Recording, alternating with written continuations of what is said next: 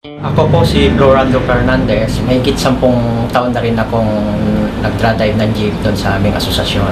Sa 3 araw na biyahe ko po sa isang linggo, nakakapag-crudo ako ng 1,500 up to 1,800 a week.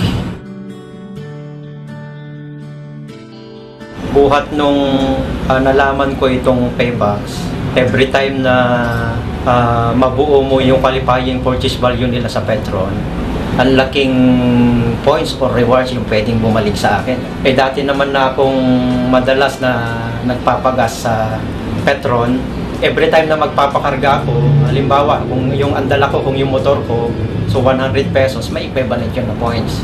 Di mas malaki kung sa tuwing bumabiyahe, kung nagpapakarga ako rito, malaking bagay yun sa akin bilang isang driver. Kaya nung May 1, sinubukan ko kagad. Nag-load ako ng 500 pesos doon sa account ko sa Paybox. Pagkatapos sinubukan kong naglipat dito ng 200 bucks, success na kaagad yung paglipat. Dahil sa excited akong magamit yung Petron, tumakbo kaagad ako sa Petron dyan sa Maysilo para itry ito. At okay naman. After noon, binigyan nila ako ng resibo. Halos walang pinagkaiba yung time frame nung nagpapagas ako ng cash at nung ginamit ko itong Petron Value Card.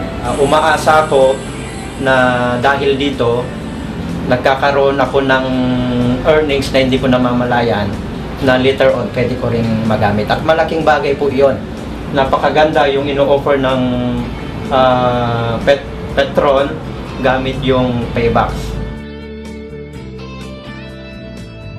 Nakita ko rito yung convenience sa pamamagitan ng Petron Value Card na meron siyang laman na box. Every time na mag-gas up ka, ibibigay mo lang ito, isi-swipe nila, bayad ka na, pipirma ka na lang sa resibo. Nandun din yung security kasi ang gagamitin mo na lang ay yung Petron Value Card na merong lamang Paybox. At higit sa lahat, ang nagustuhan ko po rito, yung malaking rewards sa pamamagitan ng Paybox.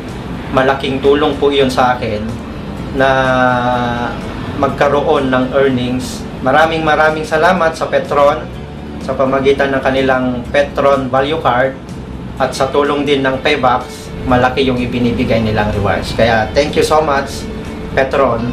Thank you very much, Paybox. Life is rewarding.